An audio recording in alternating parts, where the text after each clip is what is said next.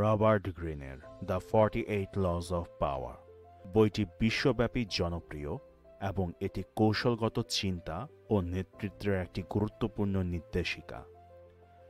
আজকে আমরা এই বইটি থেকে এর প্রথম নীতি নিয়ে আলোচনা করব, যেখানে বাংলাদেশের রাজনৈতিক, সামাজিক এবং ব্যবসায়িক প্রেক্ষাপটে এর প্রয়োগ কেমন হতে পারে তা নিয়ে বিস্তারিত আলোচনা থাকবে। নীতি নম্বর 1, কখনো তোমার মাস্টারের চেয়ে উজ্জ্বল হইও না। Never আউটশাইন the master. কেন এই নীতি গুরুত্বপূর্ণ? যখন তুমি এমন কারো অধীনে কাজ করছো যে তোমার ক্যারিয়ারের অগ্রগতি নির্ধারণ করতে পারে, যেমন বস, রাজনৈতিক গুরু বা ব্যবসায়িক মেন্টর, তখন তার সামনে নিজেকে অত্যধিক প্রতিভাবান প্রমাণ করার চেষ্টা করলে সে তোমাকে হুমকি হিসেবে দেখবে। যদি তুমি খুব বেশি মেধাবী বা দক্ষ হয়ে ওঠো, বস বা মাস্টার মনে করবেন যে তুমি একদিন তার জায়গা দখল করতে চাও। সহকর্মীরা ঈর্ষান্বিত হবে এবং তোমার বিরুদ্ধে ষড়যন্ত্র করতে পারে। মাস্টার তোমাকে সামনে এগোতে না দিয়ে বরং আটকে রাখার চেষ্টা করতে পারে। কৌশল: ধীরে ধীরে নিজের প্রতিভা প্রকাশ করা এবং মাস্টারকে স্বাচ্ছন্দ্য বোধ করানো। এরই কিছু উদাহরণ দিতে গিয়ে আমরা বলতে পারি, প্রথম প্রসঙ্গে কর্মক্ষেত্রের প্রাসঙ্গিকতার ক্ষেত্রে বস যদি তোমাকে হুমকি মনে করে তাহলে কি করবে? ধরো তুমি একটি অফিসে যোগ দিয়েছ এবং কাজ খুব ভালোভাবে করতে শুরু করেছ। কিছুদিনের মধ্যেই অফিসের সবাই তোমার যোগ্যতা, দক্ষতা সম্পর্কে জানতে পারল এবং তোমার বসও বুঝতে পারল যে তুমি তার চেয়েও বেশি যোগ্য। প্রথমে হয়তো তিনি তোমাকে প্রশংসা করবেন, কিন্তু সময়ের সাথে সাথে তিনি ভাবতে শুরু করবেন যে তুমি তার স্থলাভিষিক্ত হতে পারো। ফলাফল, বস তোমার প্রমোশন আটকে দিতে পারে, তোমার কাজের ভুল খুঁজতে পারে, অথবা এমনকি তোমাকে সরিয়ে দেওয়ার পরিকল্পনাও করতে পারে চাকরি থেকে।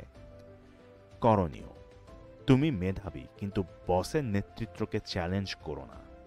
বসকে ছোট করা যাবে না বা সরাসরি তার চেয়ে ভালো দেখানোর চেষ্টা করা যাবে না, বরং বসকে জ্ঞানী ও শ্রদ্ধাযোগ্য ব্যক্তি হিসাবে উপস্থাপন করো। বসের কৃতিত্ব বাড়িয়ে দাও। যদি তুমি কোনো নতুন উদ্যোগ নাও, তাহলে সেটা কিছু কৃতিত্ব বসকেও দাও। এভাবে বস মনে করবেন যে তুমি তার সহযোগী, প্রতিযোগী নও। নিজের ক্ষমতা ধাপে ধাপে প্রকাশ করো। প্রথমেই নিজের সব শক্তি দেখিয়ে ফেলো না। ধীরে ধীরে নিজের দক্ষতা দেখাও, যাতে তোমাকে স্বাভাবিক মনে হয় এবং হুমকি মনে না করা হয়।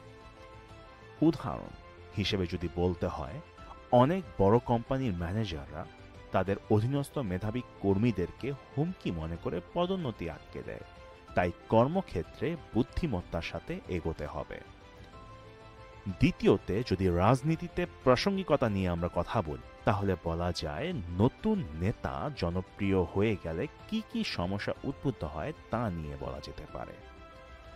বাংলাদেশের রাজনৈতিক পরিবেশে নতুন নেতারা যখন জনপ্রিয় হয়ে ওঠেন, তখন সিনিয়র নেতারা তাদের হুমকি মনে করেন।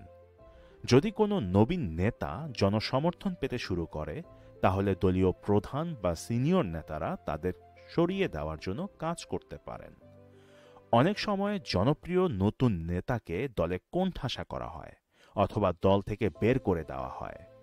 ইতিহাস ঘাটলে দেখা যাবে বাংলাদেশের অনেক রাজনৈতিক নেতা যারা সিনিয়রদের ছাপিয়ে জনপ্রিয় হতে চেয়েছিলেন, তারা দলীয় কন্দলের শিকার হয়েছেন। করণীয়: সরাসরি চ্যালেঞ্জ না ছুড়ে কৌশলভাবে জনপ্রিয় হও। জনপ্রিয় হলেও সিনিয়রদের সম্মান দেখিয়ে কথা বলো। কখনোই দল বা নেতার বিরুদ্ধে সরাসরি অবস্থান নিও না। সিনিয়র নেতার সাফল্যের গল্প প্রচার করো। যদি তুমি নেতা হয়ে ওঠো, তাহলে সিনিয়রদের ভূমিকার প্রশংসা করো। এতে মনে করবে তুমি হুমকি নও, বরং তাদের উত্তরসূরি হিসাবে আদর্শ ব্যক্তি।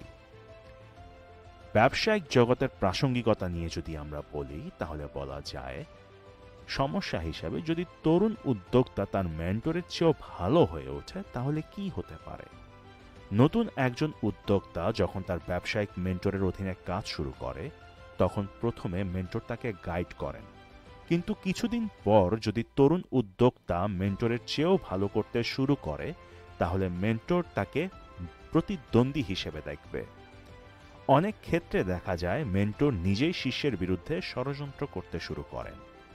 করণীয়: মেন্টরের প্রতি কৃতজ্ঞতা প্রকাশ করা। সবসময় বলো যে তুমি তার কাছ থেকেই শিখেছ। তার অবদানকে স্বীকৃতি দাও, যাতে তিনি মনে করেন যে তোমার সফলতার পেছনে তারই ভূমিকা রয়েছে।